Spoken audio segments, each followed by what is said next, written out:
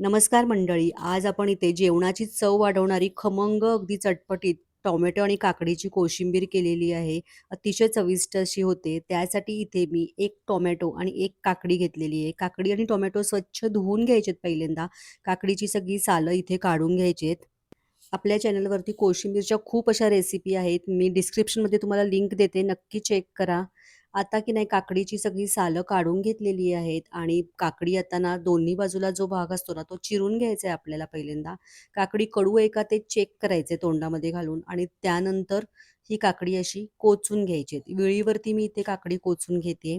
बऱ्याच वेळा या अशा छोट्या हिरव्या काकड्या असतात की नाही, त्या कदाचित कडवट निघू शकतात. त्याच्यामुळे काकडी चेक करायची आणि त्याच्यानंतरच कोचून घ्यायची या प्रकारे.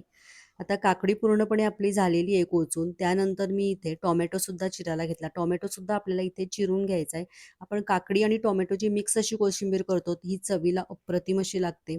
या प्रकारे एकदा कोशिंबीर करून बघा आणि व्हिडिओ जो मला जर हा आवडला तर लाईक करा, शेअर करा, कमेंट करा आणि सबस्क्राईब केलं नसेल तर नक्की सबस्क्राईब करा. हाईप म्हणून जो ऑप्शन त्याच्यावरती क्लिक करा आणि मला जास्तीत जास्त पॉइंट्स द्या.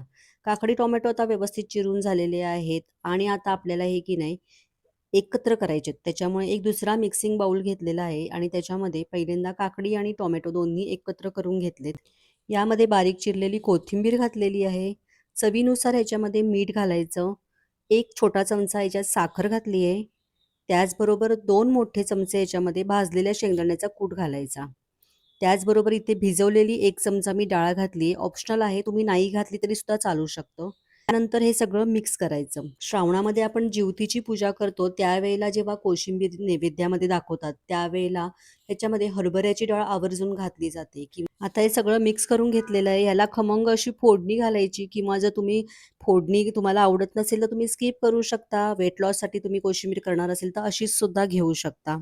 आता या कोशिंबीरला मी फोडणी घालणार आहे. त्यासाठी इथे पळी गरम करून घेतली. त्याच्यामध्ये 1 चमचा तेल घातलंय. तेल गरम झाल्यानंतर याच्यामध्ये अर्धा चमचा मोहरी घातली, अर्धा चमचा जिरे घातले. मोहरी आणि जिरे चांगले फुलू द्यायचेत. त्याचबरोबर बारीक चिरलेल्या हिरव्या मिरच्या घालायच्या आणि त्याचबरोबर कढीपत्त्याची काही पानं घातलेलीत. सगळं मिक्स करून घ्यायचं. ही खमंग फोडणी ज्या कोशिंबीरला घातली की मस्त असा स्वाद येतो कोशिंबीरला.